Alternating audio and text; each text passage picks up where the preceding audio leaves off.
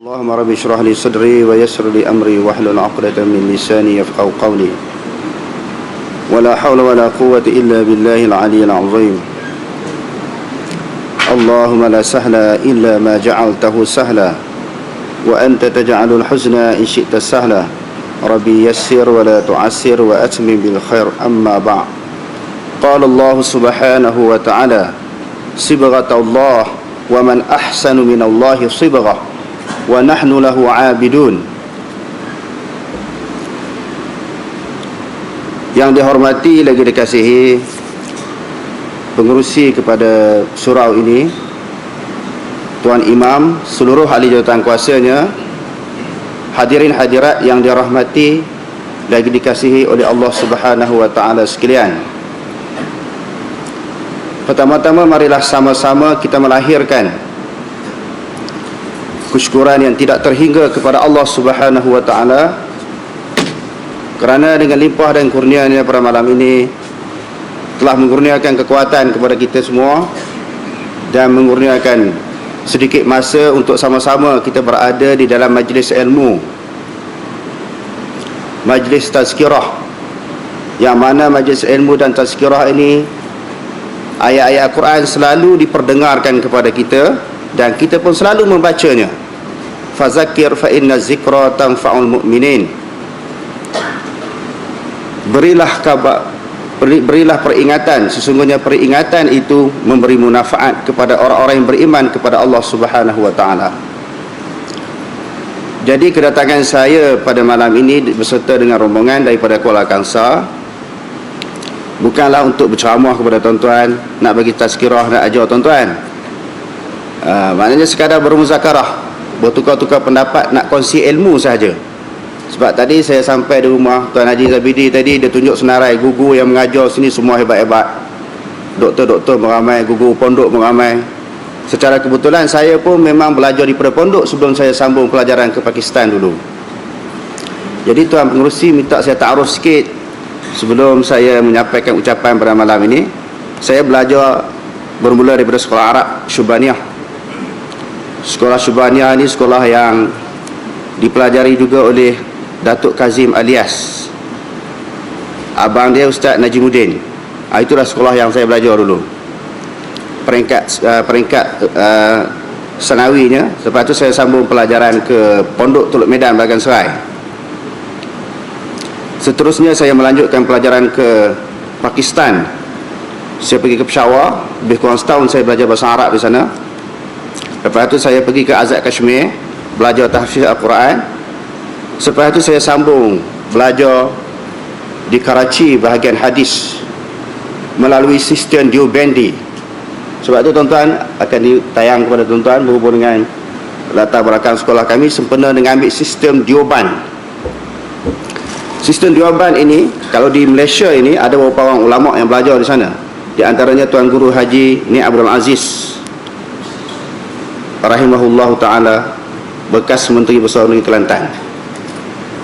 Dan yang keduanya Maulana Asri, mungkin tuan-tuan kenal, sebahagian sahabat-sahabat tadi kenal Maulana Asri. Di antara sekarang ni orang yang kita rasa pakarlah bahagian hadis ni, insya-Allah. Jadi itu sedikit sebanyaklah latar belakang pengajian saya. Dan setelah saya balik ke Malaysia, ke tanah air ini, saya cubalah sadaya upaya dengan kemampuan yang dikurniakan oleh Allah Subhanahu wa taala kepada saya, dengan sedikit maklumat yang ada kepada saya, untuk mengembangkan ilmu Quran dan hadis. Kerana ayat Al-Quran yang kita bacakan tadi, sibghatullah wa man ahsanu minallahi sibghah wa nahnu lahu 'abidun. Agama Islam ini adalah merupakan sesuatu celupan daripada Allah, ataupun acuan daripada Allah Subhanahu wa taala, yang diturunkan kepada junjungan besar Nabi kita Muhammad sallallahu alaihi wasallam. Agama Islam yang diturunkan oleh Allah kepada Nabi itu, sebagaimana ia diturunkan, begitulah yang disebarkan oleh Nabi sallallahu alaihi wasallam. selama 23 tahun. Bermula daripada umur 40 tahun dia terima wahyu, sampailah dia meninggal dunia. Nabi tidak pernah ubah apa yang diwahyukan oleh Allah Subhanahu wa taala kepada Nabi sallallahu alaihi wasallam.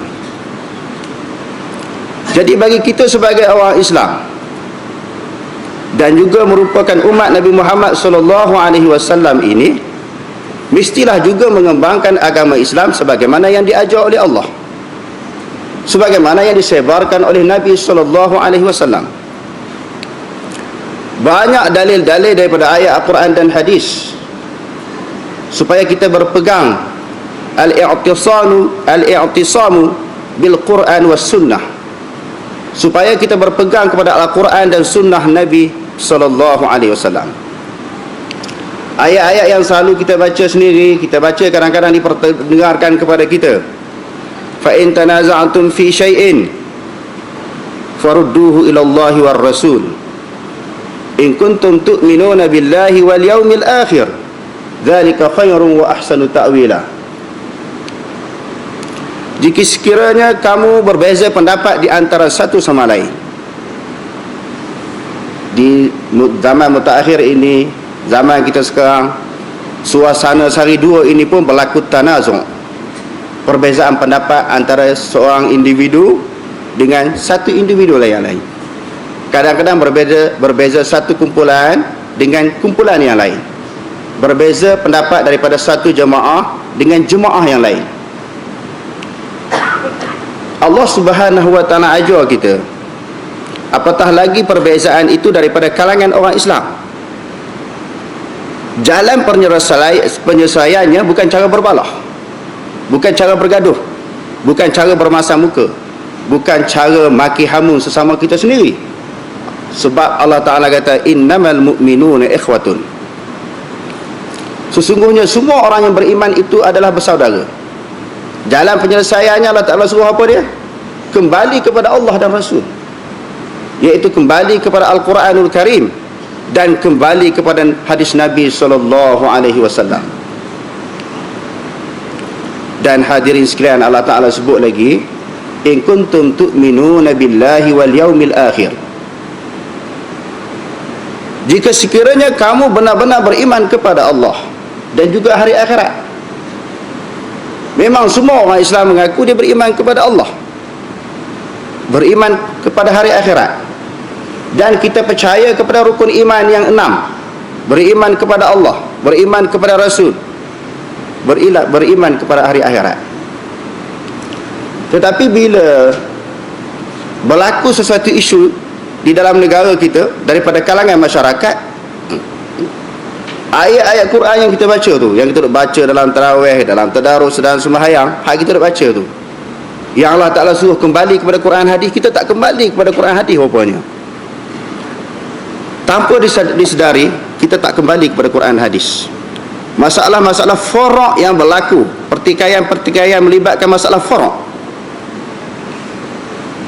masalah cabang kepada agama, menyebabkan orang Islam berbalah, berkelahi satu sama lain. Sehingga hadirin sekalian, kalau orang Melayu kita ni kelahi sampai bila? Bukan 2-3 hari, sampai ke mati. Sampai mati orang Melayu kita bergaduh dalam masalah furu' ni. Bukan masalah akidah pun. Kalau masalah akidah pun, furu' kepada akidah, bukan usul kepada akidah. Di antaranya sebab apa tuan-tuan? Bila orang Melayu kita ni kelahi ni, dia makan masa panjang, kadang-kadang sampai ke mati. Sebab kita juga tak ikut hadis Nabi. Nabi kata, apa yang Nabi sebut di dalam hadis? La tasawunna sufufakum aw la takhtalifanna baina qulubikum. Sama ada kamu merapatkan saf sembahyang kamu, ataupun Allah Subhanahu wa taala akan membolak-balikkan hati kamu. Maknanya kesan daripada kita tidak membetulkan saf, tidak meluruskan saf di dalam sembahyang, hati orang Islam ni berbolak-balik. Sebab tu kita tengok, alhamdulillah tadi tuan imam bagi peringatan rapat kan, bau bertemu dengan bau, kaki bertemu dengan kaki. Itulah yang diajar oleh Nabi sallallahu alaihi wasallam. Kita sembahyang ni cukup lama dah, berpuluh tahun. Daripada zaman kecil sampai pencen kita sembahyang. Tapi kadang-kadang sembahyang tu bila kita tak nilai, tengok sembahyang kita di sudut hadis, banyak lagi benda-benda yang tak kena. Sebab Nabi kata sallu kama raaitumuni usalli, sembahyanglah sebagaimana kamu lihat aku sembahyang. Mungkin tuan-tuan kata kami tak pernah tengok Nabi sembahyang macam mana. Macam mana kami nak tahu Nabi sembahyang? Jadi orang yang berada di zaman Nabi, dia tengok Nabi sembahyang macam mana. Adapun orang yang berada di zaman kita ni, dia tengok hadis-hadis Nabi, hadis-hadis yang sahih yang disebut oleh Nabi SAW, bagaimana cara Nabi menunaikan sembahyang, bermula daripada takbir sampai bagi salam. Sebab itu tuan-tuan hadirin sekalian, kalau kita tengok orang Arab, tuan-tuan bila sebut orang Arab ni, tuan-tuan bayang di Mekah lah, sebab tuan-tuan biasa pergi ke Mekah kan. Nak cerita Mesir, Jordan, Syria, bukan semua orang pergi, kecuali orang belajar di sana. Bila sebut Arab ni orang Mekah. Orang Mekah ni bila dia bergaduh, berkelahi, bertengkar sampai merah muka. Kalau tempat kita memang bertumbuk dah, sampai berguling-guling. Dia tak ada. Lepas 5 minit, sallu ala Nabi, salam balik, peluk balik. Tak ada apa, kosong-kosong balik. Saya semasa duduk di Peshawar, saya cerita pengalaman saya sikit. 2 orang ustaz saya berkelahi depan pelajar ni. Kelahi sampai merah muka. Saya kata tak lama bertumbuk lah dia mana. Tak ada bertumbuk. Lepas 5 minit, sallu ala Nabi, salam balik. Dia mau jaga sah sembahyang tu. Ini di antara cara nak mengeratkan, nak mengikatkan hati-hati orang Islam. Jadi kalau tidak diikat di dalam masjid, di luar masjid lagi dia akan berbalah di antara satu sama lain. Kembali kepada apa yang kita sebutkan tadi, kenyataan daripada Quran, ayat-ayat yang terlalu banyak memerintahkan kita ini kembali kepada Quran dan hadis Nabi. Ittabi'u ma unzila ilaikum min rabbikum wa la tattabi'u min dunihi awliya qalilan ma tadhakkarun. Allah Subhanahu wa taala berfirman, ikutlah apa yang telah diturunkan kepada kamu oleh Tuhanmu. Apakah yang diturunkan oleh Allah Subhanahu wa taala? Iaitu Al-Quran. Dan Allah Subhanahu wa taala kata jangan kamu mengikut selain daripada Al-Quran, dan kamu jadikan ikutan itu sebagai pegangan kamu. Aulia, pemimpin kamu, ikutan kamu, pegangan kamu. Dan Allah Ta'ala kata qalilan ma tadhakkarun, sikit sangat daripada orang yang ingat, orang yang sedar. Daripada kalangan manusia yang sedar tentang kepentingan kembali kepada Quran dan hadis ini terlalu sedikit. Sebab itu disebut juga di dalam Al-Quran, wa qalilun min ibadiyasy syakur, sikit sangat daripada kalangan hamba-hamba Allah Subhanahu wa taala yang bersyukur. Yang bersyukur sikit daripada kalangan manusia, yang berfikir sedikit daripada kalangan manusia, yang mengambil ibrah dan peringatan daripada Allah Subhanahu wa taala pun sedikit daripada kalangan manusia. Sebab itu ada daripada kalangan sahabat pernah berdoa kepada Allah Subhanahu wa taala memasukkan mereka ini di dalam kumpulan yang sedikit.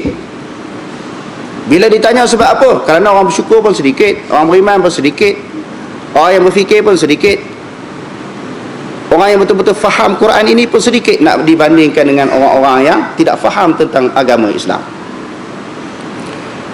Tadi beberapa ayat Al-Quran yang kita baca tentang perintah daripada Allah Subhanahu wa taala supaya kembali kepada Quran dan hadis.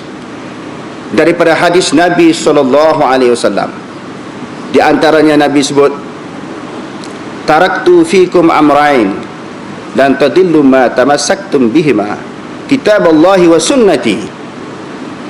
Aku tinggalkan kepada kamu 2 perintah dan 2 arahan. Mengapa saya tidak menterjemahkan aku tinggalkan kepada kamu 2 perkara? Kerana terjemah yang tepatnya amrun, amra ini maknanya perintah, arahan. Amara ya'muru amran. Ini ada sahabat-sahabat kita yang mengaji pondok ya. Saya kalau ada nak ceramah ada orang pondok, saya cukup segan. Kerana saya baca baris dia mau tegur. Sebab tu saya tasrihkan. Amara ya'muru amran, ini maknanya amar, perintah. Jadi Nabi kata, dia tinggalkan kepada aku tinggalkan kepada kamu 2 perintah yang mesti dilaksanakan, yang mesti diamalkan, iaitu Al-Quran dan hadis Nabi SAW. bagaimana cara kita nak kembali kepada Quran dan hadis ini untuk beramal dengan syariat Islam supaya amalan kita itu tepat. Berhubung dengan perkara ibadat, amalan-amalan yang ada di dalam Islam, hadirin sekalian, kita tak boleh reka-reka. Kita tak boleh buat pandai-pandai. Kita cipta sendiri sesuatu ibadat, sesuatu amalan, tak boleh. Kalau perkara-perkara yang melibatkan ijtihad, yang tidak ada di dalam Quran dan hadis, itu dibenarkan ulama berijtihad dan diakui sendiri oleh Nabi SAW. Sebagaimana hadis yang diriwayatkan oleh Imam Muslim, lamma ba'atha Mu'adz bin Jabal ila al-Yaman, ketika Rasulullah SAW mengutus seorang sahabat yang nama Mu'adz bin Jabal ke negeri Yaman. Rasulullah tanya dia, bila kamu pergi negeri Yaman ini, orang tanya soalan kepada kamu, bima tahkum, kamu nak berhukum dengan apa? Orang timbulkan kemusykilan sesuatu perkara yang berkaitan dengan isu agama. Bima tahkum, kamu nak berhukum dengan apa? Apa jawab Mu'adz? Dia kata, ana ahkumu bi kitabillah, aku akan berhukum. Soalan yang dikemukakan pada aku itu bagaimana keputusannya, aku akan berhukum dengan kitab Allah, iaitu Al-Quran. Kalau orang tanya kamu lagi, fa illam tajid, sesuatu masalah itu muncul, berlaku, ada dalilnya, kamu tak jumpa dalam Al-Quran, kamu nak buat macam mana cara penyelesaiannya? Mu'adz kata, ana ahkumu bi sunnati Rasulillah, aku akan berhukum dengan sunnah Rasulullah. Lalu Rasulullah tanya lagi, fa illam tajid, kalau dalam Quran tak ada, dalam hadis tak ada, ana ajtahidur ra'yi, aku akan berhukum dengan pandangan aku, ijtihad aku yang tidak lari daripada Quran dan hadis. Dalam hadis yang kita bacakan tadi juga menerangkan kepada kita bahawa bagaimana begitu prihatin, begitu bersungguhnya, begitu hati-hatinya para sahabat ini, begitu berjaga-jaganya supaya setiap permasalahan yang berlaku mesti dikembalikan kepada Quran dan sunnah Nabi SAW. Sebelum saya sambung tazkirah yang akan disampaikan pada malam ini, insya-Allah saya tidak akan menyampaikan ucapan yang panjang. Sebagaimana biasa tempat-tempat tazkirah yang saya tazkirahkan, saya buka persoalan, buka kemusykilan. Insya-Allah sebarang kemusykilan yang timbul di dalam pemikiran tuan-tuan, insya-Allah sama-sama kita bincang, kita bermuzakarah. Bukan semua soalan-soalan yang tuan-tuan kemukakan kepada saya ini saya boleh jawab. Jadi sebab itu tuan-tuan nak tanya soalan yang saya boleh jawab saja. Yang tak boleh jawab jangan tanya. Kan banyak orang sekarang ni di akhir zaman memang nak ajak orang kembali kepada Quran dan hadis. Lalu kadang-kadang timbul masalah perbalahan, perkelahian, perbalahan di kalangan orang-orang agama, dari kalangan ustaz-ustaz, tok-tok guru. Ini yang berlaku dalam masyarakat.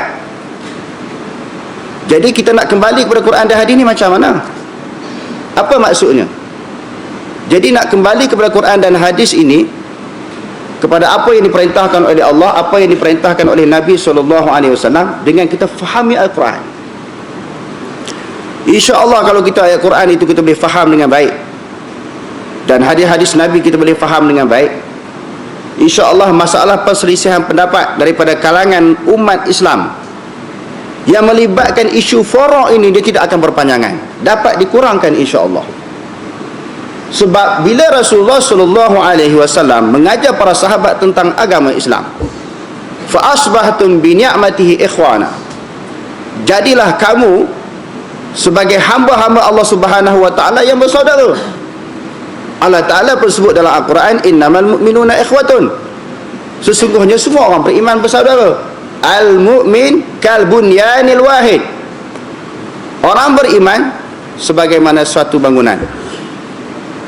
Jadi bila suatu bangunan, suatu persaudaraan, suatu ikatan akidah, apa perlu kita berbalah di antara satu sama lain? Orang yang belajar tauhid dengan Nabi SAW, Nabi dapat satukan mereka walaupun berbilang bangsa, berbagai bangsa. Sebelumnya mereka berada di zaman jahiliah, saling berbalah, bertelingkah, bermusuhan di antara satu sama lain. wa'tasimu bihablillahi jami'an wa la tafarraqu wadhkuru ni'matallahi 'alaikum idh kuntum a'da'an fa'alafa baina qulubikum fa asbahtum bi ni'matihi ikhwana wa kuntum 'ala syafa' hufratin minan nari fa anqadhakum minha. Allah Subhanahu wa taala kata, kalau kamu mati dalam keadaan jahiliyah itu, kamu dah berada di jurang neraka, di dalam kesesatan, di dalam kekufuran. Fa asbahtum bi ni'matihi ikhwana. Allah Taala jadikan kamu itu dengan nikmatnya, iaitu nikmat iman dan Islam, jadi sebagai saudara mara. Bilal bin Rabah orang Habsyah dapat disatukan dengan Salman Al-Farisi yang datang daripada Iran. Bila sebut Iran, tuan-tuan jangan faham semua orang yang duduk Iran tu Syiah. Masa tu Syiah tak ada lagi. Bila saya sebut Syiah, tuan-tuan, saya ada bawa risalah untuk kita kongsi bersama. Beberapa orang Maulana Pakistan ni, termasuklah sebahagiannya daripada guru saya tahun lebih kurang 2006 ataupun 2005. Saya dah balik ke Malaysia dah. Dia buat lawatan ke Iran. Dia mau cerita sendiri macam mana apa yang berlaku di Iran. Saya belajar di Pakistan pun memang ramai orang Syiah di sana. Syiah ni di mana-mana negara yang dia wujud mesti menimbulkan perbalahan perkelahian sehingga menyebabkan pembunuhan terhadap orang Sunni. Itulah yang berlaku di Syria sekarang, tuan-tuan. Selama ni kita duk dengar cerita orang je. Tuan-tuan pun tak pernah pergi ke Iran, saya pun tak pernah pergi ke Iran, tapi ramailah saya berkawan dengan orang-orang Iran, sama ada di kalangan orang Sunni sendiri ataupun orang Syiah. Tuan-tuan boleh dapat maklumat melalui catatan perjalanan yang dilakukan oleh beberapa orang Maulana Pakistan. Cikgu Rosli bawa banyak ni. Okey. InsyaAllah tuan-tuan boleh ambil buku ni. Harga dia RM2 je. Tuan-tuan nak bagi lebih tak apa untuk sekolah. RM2 je. RM2 ni sekali kita pergi kedai kopi pun RM2 tak cukup, tuan-tuan. Maknanya sekali kita minum teh je RM2 ni. Jangan sayang, tuan-tuan, duit ni untuk kita dapat ilmu. Yang keduanya, perlukah mazhab dipertahankan? Orang yang belajar hadis yang ni perlu dia baca, perlu dia fahami. Yang ketiganya, al-bid'ul munkarah, berhubung dengan perkara-perkara bid'ah. Kadang-kadang sesuatu masalah yang berkaitan dengan isu bid'ah ini, perkara bid'ah yang tidak sepakat para ulama, tetapi satu golongan yang kadang-kadang dia ekstrim sangat, dia keras sangat, cepat menghukumkan masyarakat bid'ah. Tuan-tuan boleh baca dalam buku ini yang dikarang oleh Dr. Wahbah Zuhaili. Sebab tu saya sebut tadi, saya nak ceramah sikit je, saya nak buka soalan. Kadang-kadang bila disebut tentang kembali kepada Quran dan hadis ni, orang akan terbayang di dalam pemikiran masyarakat, maknanya kembali kepada mazhab Wahabi. Bila ajak kepada Quran dan Sunnah, orang kata ini pokok Wahabi. Sebenarnya bukan masalah isu Wahabi. Kita nak kembali kepada Quran Sunnah ni, kita nak beramal dengan Quran, nak beramal dengan hadis Nabi SAW. Berdasarkan kepada penelitian saya, kajian saya, bacaan saya, bahawa mazhab Wahabi ini tidak wujud, tuan-tuan. Cuma yang wujudnya seorang tokoh yang dikenali dengan Muhammad bin Abdul Wahab, yang dia lahir pada tahun 1115 Hijrah. Dia bermazhab Hanbali. Dia bukan satu mazhab yang dia cipta sendiri. Ini mazhab Wahabi. Dia sendiri pengikut pada mazhab Hanbali. Cuma sikit-sikit orang kata bila bercanggah dengan pandangan-pandangan tertentu, pandangan masyarakat, ini Wahabi lah ni, ini mazhab Wahabi lah ni. Sebenarnya bukan Wahabi, dia sendiri bermazhab Hanbali. Jadi kembali kepada apa yang saya sebutkan tadi, kadang-kadang orang sebut bila nak kembali kepada Quran dan Sunnah ini, mesti orang anggap itu kembali kepada Wahabi. Tidak. Sebagaimana yang kami laksanakan sekarang ini di Surau Taman Impiana melalui sistem pendidikan Deobandi ini, kita mengajar hadis, tuan-tuan, kita meraihkan semua mazhab. Sebab Deobandi ini suatu sistem pondok. Bila dia baca sesuatu hadis yang berkaitan dengan masalah fiqh, contohnya, dia akan cerita mazhab Syafi'i macam ni, Hanbali macam ni, Hanafi macam ni, Maliki macam ni, meraihkan semua pendapat dan juga semua mazhab. Kerana pendapat-pendapat dan mazhab-mazhab yang disebutkan tadi, semuanya diiktiraf di dalam Islam. Dan semua mazhab ini termasuk di dalam ahli sunnah wal jamaah. Sebab itu alhamdulillah, tempat pengajian yang diadakan oleh kita di Taman Impiana tu, orang Wahabi pun datang mengaji, orang pondok pun tak takut datang mengaji. Sebab dia tak nampak kita ni Wahabi.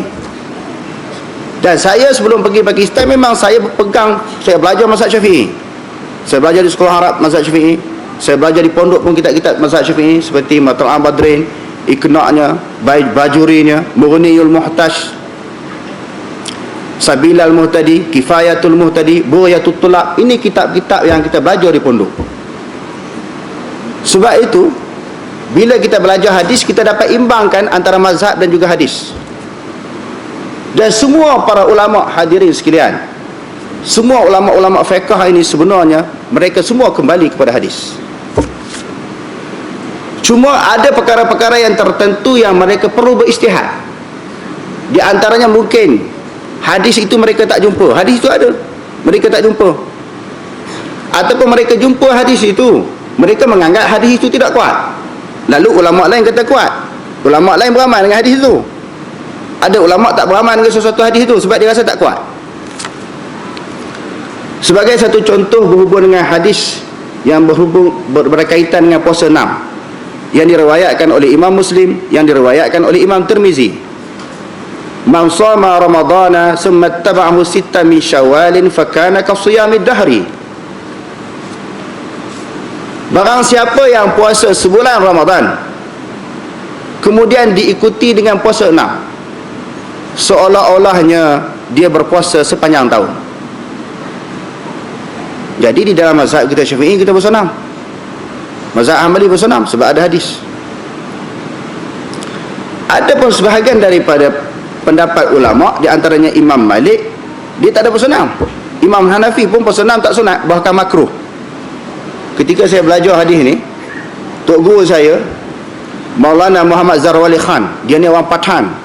Orang Pathan ni yang guna bahasa Pashto. Kalau tuan-tuan buka dalam YouTube tu, tuan-tuan type Maulana Muhammad Zarwali Khan.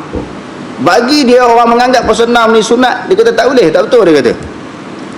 Sebab dia pegang pada fatwa Imam Hanafi dan juga Imam Malik. Saya nak cerita. Kadang-kadang hadis tu mereka tak jumpa, lalu mereka mengemukakan ijtihad. Sebab itu berlaku perbezaan pendapat daripada kalangan ulama. Kadang-kadang jumpa, tetapi mereka menganggap hadis itu tidak kuat. Hadis itu adalah merupakan hadis yang lemah.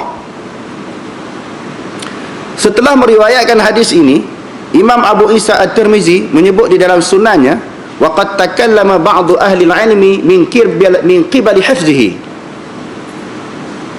Sesungguhnya sebahagian daripada ahlul ilmi, iaitu para ulama, mempertikaikan seorang rawi yang meriwayatkan tentang puasa 6 ini yang namanya Sa'd bin Sa'id min qibali hifzihi, di sudut hafalan dia.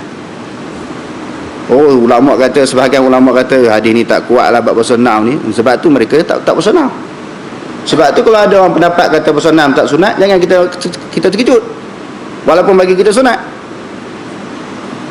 Dan Imam Malik pula berpendapat tentang hadis puasa 6 berhubung dengan puasa 6 ini. Dia kata, ma ra'aitu ahadan fi zamanina yasumunahu.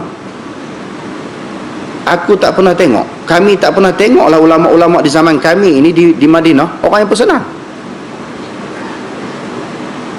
Sebab apa Imam Malik kata macam tu? Kenyataan Imam Malik itu boleh menjadi pegangan. Sebab orang Madinah, Nabi SAW wafat di Madinah. Nabi mengembangkan ilmu Islam di Madinah. Kalau kita kata aku tak pernah tengok orang kampung aku puasa 6, tak boleh jadi dalil, tak boleh jadi hujah. Imam Malik ini dia nampak sebab orang Madinah ini anak cucu Nabi, orang yang belajar dengan Nabi, orang yang belajar dengan sahabat. Lalu dia kata, aku tidak pernah melihat mana-mana orang alim di tempat aku ini puasa 6. Tengok, walaupun hadis itu ada, dia nampak hadis itu tidak kuat dan orang Madinah tidak berpuasa. Lalu Imam Nawawi jawab di dalam syarah Muslim, idza sabatatis sunnatu la tutrak bitarki ba'dhin nas aw kullihim. Bila sabitlah itu sunnah Nabi, jangan ditinggalkan dengan sebahagian manusia tinggal ataupun semua manusia tinggal. Apa maksud? Sekiranya ada hadis Nabi menyuruh kita melakukan sesuatu perbuatan dan amalan, orang lain tak buat, tetapi hadis ada, ikut hadis. Itu jawapan yang dikemukakan oleh Imam Nawawi terhadap kenyataan Imam Malik. Jadi bagi kita Dan bagi saya sendiri, bahawa pesenam tu memang ada. Sebab tu rakyat Malaysia ini dah jadi adat. Adat ni apa dia? Kebiasaan daripada kita kecil-kecil dulu lagi. Bahkan orang tua-tua kita, selepas puasa Ramadan, puasa Ramadan raya, hari pertama, raya kedua dah mula bersenam. Memang ada lah pegangan kita. Tetapi saya nak sebut di sini pendapat Imam Malik sebab dia tengok orang Madinah tak buat. Sebahagian pendapat yang lain dia kata hadis ni tak kuat. Sebenarnya hadis ini pendapat sebahagian ulama sahaja tidak kuat, tetapi pendapat yang lain kata kuat. Sebab itu saya kata tadi, walaupun berbeza, kita kena raikan tolak ansur di antara satu sama lain, walaupun sama-sama nak kembali kepada Quran dan Sunnah. Begitu juga hadis yang berkaitan dengan masalah talqin. Bila sebut talqin ni kelahi besar tuan-tuan, setengah-setengah tempat berbalah, memasang muka. Saya nak sebut hadis talqin ini memang tidak kuat, disebut sendiri oleh Imam Nawawi di dalam Majmu'. Tetapi tidaklah sampai tak kuat itu jatuh sampai maudhu'. Sebab tu kena belajar hadis. Nak kembali kepada hadis sahaja tidak cukup. Kembali kepada fikrah, pemikiran hadis tidak cukup kalau dia tidak belajar hadis. Sebab tu yang jadi belaga antara golongan yang dilabelkan dengan sebagai Wahabi dengan pokok pondok ni jadi kuat sangat. Sebab tidak boleh meraihkan di antara satu sama lain di dalam masalah furuk kepada agama. Di dalam kitab Al-Ajwibatu Fadilah yang dikarang oleh Maulana Abdul Hayy Al-Laknawi, seorang ulama besar di negeri India, dia kata memanglah sebahagian ulama ni tolak hadis talqin, dia dhaif, tetapi tidaklah sampai maudhu'. Maudhu' ni hadis palsu terus, hadis yang Nabi tak pernah cakap terus. Dhaif ni mungkin boleh selidik lagi di sudut masalah perawi dia. Mungkin ada perawi-perawi yang menjadi perselisihan pendapat para ulama tentang kesikohannya, diterima ataupun tidak. Jadi oleh kerana ulama tak sepakat, sebagian ulama menerima hadis yang berkaitan dengan talqin itu, kita tidak boleh berbalah dalam isu talqin. Begitu juga isu kunut yang menjadi pertikaian sebahagian daripada penuntut-penuntut ilmu. Ini juga adalah merupakan masalah-masalah furuk yang berlaku di dalam hukum fiqh ini, yang mana kita sebagai orang Islam kena bersifat terbuka dan meraihkan di antara satu sama lain selama mana perkara itu tidak sepakat para ulama. Sebab tu saya nak cadangkan tuan-tuan, belilah buku ini. Berapa harga cikgu? Yang ni RM5. RM5 tuan-tuan. RM5 je. Sebulan gaji tak habis, setengah bulan tak habis, satu hari gaji pun tak habis. RM5 tuan-tuan akan dapat faham banyak. Saya bawa ni bukan saya nak menjaga apa, saya nak bagi fikrah. Saya nak bagi fikrah, saya nak cerita tuan-tuan. Sebab masalah yang berlaku daripada kalangan masyarakat kita ni terlalu besar. Kita nak halang pemikiran baru ni tak boleh. Zaman kita muda-muda dulu, kecil-kecil dulu tak apa. Orang belajar ni sekolah haram, belajar sekolah pondok, tak ada banyak lagi lah. Tetapi sekarang ni orang masuk universiti, orang pergi ke Madinah belajar 10 tahun, belajar di Mesir, Syria. Dia membawa pemikiran, ilmu-ilmu, pemikiran daripada tok-tok guru mereka, daripada ulama-ulama mereka, yang menyebabkan tak sama. Tak sama itu di sudut furuk sahaja tuan-tuan. Banyaknya masalah boleh diselesaikan dengan sama-sama berlapang dada, dengan cara kita kembali kepada Quran dan Sunnah. Tadi masuk isyah ke? Jadi saya sebut tadi, saya nak cakap sikit je. Saya nak buka lah soalan seluas-luasnya untuk kita bincangkan. Kalau sekiranya timbul persoalan, kemusykilan di dalam pemikiran kita dan apa realiti yang berlaku dalam masyarakat sekarang ni, insya-Allah sama-sama kita bincang. Wallahu a'lam.